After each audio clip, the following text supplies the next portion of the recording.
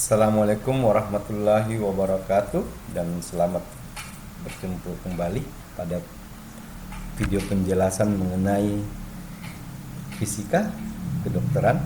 Pada saat ini kita akan membahas mengenai gaya gesek. Sebelumnya kita telah mengetahui bahwa gaya gesek itu ini sama bekerja pada gaya normal. Jadi tugas kita adalah menentukan gaya normal terlebih dahulu sebelum menghitung gaya gesek. Contoh, jika suatu benda di bidang miring, kemudian di sini bidang miring, kemudian dia bergerak ke sana, dan di sini ada gaya gesek, koefisien gesek antara benda ini dan lantai, kita harus menentukan gaya normal. Sebelum kita menentukan gaya normal, kita lakukan dulu menambah pengetahuan mengenai bagaimana sih menguraikan gaya pada benda di bidang miring. Ini ada gambar ini, kita lihat bahwa ini adalah suatu benda yang bermassa M ini berada di bidang miring. Untuk menyelesaikan masalah seperti ini, kita harus juga membuat ini suatu sumbu koordinat yang juga miring, semiring theta derajat. Bidang miring ini sudut kemiringannya adalah theta. Kemudian karena ini benda mempunyai massa, maka dia dipengaruhi oleh gravitasi berupa berat. Berarti arah beratnya selalu ke bawah. Yang warna merah ini, yang ini M kali G W ini adalah gaya beratnya. Jadi kita sudah ketemu. Kalau saya gambarkan begini, ini ada ininya, kemudian ini adalah sumbu X dan ini sumbu Y, ini adalah masanya. Kemudian ada gaya berat W di sini yang beratnya adalah M kali G. Kemudian kita menentukan sudutnya. Ini adalah sudutnya, sudut theta. Di sini sudut theta adalah adanya. Kemudian tugas kita adalah mengurai gaya ini ke arah sumbu X dan sumbu Y. Kita menguraikan gaya ini ke arah sumbu X dan sumbu Y, sumbu X ini dan sumbu Y. Saya gunakan yang merah. Kalau ke arah sumbu Y, dia ke sana. Ini saya proyeksikan ke sini, berarti panjangnya itu yang ini. Ini berarti beratnya ini ke arah sumbu Y, yang ini ya. Kemudian ke arah sumbu Y, sumbu X ini saya proyeksikan yang ini. Ini adalah panjang vektor W ke arah sumbu X-nya. Ini sumbu Y, ini sumbu X. Kemudian sudutnya, karena di sini theta, berarti sudutnya di sini paling berseberangan sama besar. Berarti yang ini juga sudutnya di sini. Kemudian kita tinggal hitung berapa sih panjang ini dan panjang yang ini. Kalau yang ini dia berada di sampingnya, berarti pakai kosinus, berarti W kosinus theta. Sedangkan yang ini proyeksi sumbu vektor W terhadap sumbu Y adalah panjang yang ini, itu dia berada di depan sudut, berarti dia W sin theta, yang sudut ini W sin theta. Kemudian gaya normal itu gaya yang bekerja tegak lurus terhadap bidang. Nah, sekarang gaya normal ini saya gambarkan ke atas sana, dia tegak lurus. Jadi macam ini bendanya, ini W-nya ke sini, berarti ini W-nya, kemudian N-nya ke arah sini. Seperti itu. Nah, kemudian yang W sin theta ini adalah gaya yang mengarah ke bawah. Berarti kalau beratnya benda ini bisa bergerak ke bawah, sedangkan yang ini W cos theta itu akan sama dengan N. Dengan menggunakan sigma F sama dengan 0, maka W cos theta itu akan sama dengan min N. Berarti gaya normalnya pada bidang miring itu W cos theta, di mana W ini sendiri sama dengan M kali G cos theta. Jadi kalau kita berjumpa soal seperti ini, kita dapatkan bahwa N ini nilainya adalah W cos theta. Dan yang di sini adalah W sin theta. Kemudian kita coba mengerjakan soalnya ya. salah satu soal. Ini saya gambarkan begini, ada satu benda di bidang miring, masanya M. Antara benda dengan ini ada koefisien gesek sebesar 0,1, M-nya ini 10 kg. Benda dilepaskan seperti ini saja, otomatis dia bisa bergerak ke bawah. Benda di bidang miring bisa bergerak ke bawah dengan sendirinya. Ini sudut kemiringannya 30 derajat. Kenapa dia bisa bergerak ke bawah? Tadi ada gaya W sin theta itu. Ditanya berapakah percepatan si benda ini. Ingat, karena ada koefisien gesek, berarti kita perlu menghitung gaya geseknya. Berarti benda ini akan bergerak ke bawah sini dan ada gaya gesek yang ke arah sana. Ini F gesek. Nah, sekarang kita akan menentukan ini berapa dan gaya normal yang tegak lurus ke atas. Ini gaya normalnya. Gaya normal selalu tegak lurus ke atas.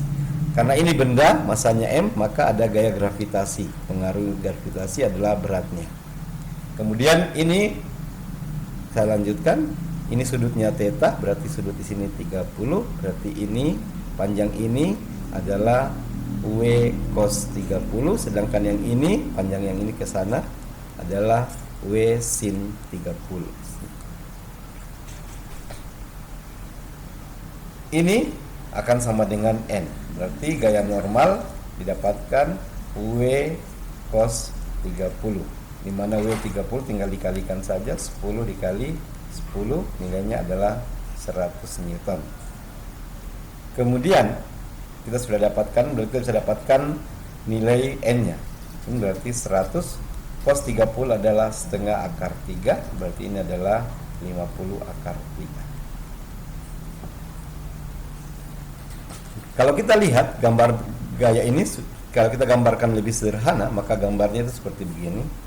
Ini ada W sin 30, yang ini W sin 30 radius, dan ada gaya gesek. Gaya geseknya berapa? Gaya geseknya adalah mu k dikali dengan n-nya. Mu k-nya 0,1, sedangkan n-nya 50 akar 3 atau sama dengan 5 akar 3. Kita sudah dapat. Sekarang tinggal berapa sih besar W sin theta, ya kita tinggal hitung saja. Berarti kita gunakan sigma F sama dengan M kali A, dimana sigma F sama dengan M kali A. Sigma F nya apa saja? W sin theta sin 30 kurang FK. Ini W sin 30 yang arah ke bawah dikurang dengan gaya gesek FK sama dengan M kali A. Sekarang tinggal masukkan saja. Tadi W kita dapatkan, sudah dapatkan 100. Sin 30 itu setengah dikurang dengan FK itu 50 akar 3 sama dengan ini 10 kg dikali A. Seperti ini 10 kg dikali A, masanya 10, percepatannya A. Tinggal gunakan ini 50, baru disitu min 50 akar 3 dan 10 A. Berarti 5 kurang 5 akar 3 A. Gambarnya seperti ini. Ini mungkin kemungkinan bendanya tidak bergerak karena FK-nya terlalu besar. Ya, itu nanti di masalah lain ya. Berarti A-nya didapatkan negatif, berarti kan bendanya tidak bergerak. Ya, kira-kira seperti itu. Kira-kira mudah-mudahan bisa dipahami ya. Saya coba lagi. Kalau ada banyak bagaimana? Begini, baru begini. Seperti kemarin begini, baru di sini ada, kemudian di sini juga ada. Yang jadi masalah kan kalau yang ini kan berarti kalau ada mu-nya di sini, mu 0,1, di sini adalah mu 0,2. Berarti kan ini geraknya M1 macam ini, M1, ini M2 dan ini M3. Berarti ini adalah W1 M1 kali G. Di sini juga ada W2 sama dengan M2 kali G. Di sini juga ada W3 M3 kali G. Seperti itu. Kemudian yang ini otomatis kita dapatkan normalnya adalah sama dengan ini, sama dengan W2 sama dengan M2 kali G. Yang ini normalnya kita sudah hafal bahwa akan menghasilkan W3 kosinus theta. Kosinus tetanya kalau di sini ada bidang miringnya. Dan ingat, di sini pasti ada, di sini yang di ujung ini pasti ada gaya ke bawah yang besarnya W sin theta. Ingat, N1 bikin di sini N2 ya, N2 di sini N3. N2 dengan mu K yang satu ini, mu K yang ini, dia menghasilkan gaya gesek pertama. Berarti adalah pakai ini N1, mu K dikali N1. Sedangkan yang ini, mu ini kalikan dengan normal ini, dia menghasilkan gaya gesek kedua. Mu K dikali N2, di mana N1 ini sama dengan mu K N2 kali G. Kalau yang ini mu 2 dikali M2 kali G kali kosinus sudut kemiringannya.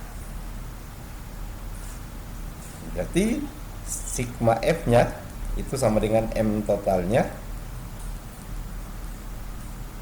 dikalikan dengan A, di mana sigma F itu adalah M1 W1 dikurang dengan FK 1 di sini, ini FK 1, di sini FK 2 yang ini. FK 2, di sini ada FK 2, di sini ada FK 1, di sini ada FK 2. Kemudian ada W 3 sin theta sama dengan M1 tambah M2 ditambah M3 kali A. Tinggal dimasukkan saja nilai-nilai ini, bisa dihitung, ada dari kalau ada angkanya tinggal masukkan U-nya berapa, akan didapatkan ini. Ya, kira-kira gitu penjelasan singkatnya. Jika ada yang bertanya, silakan bertanya lanjut mengenai materi ini.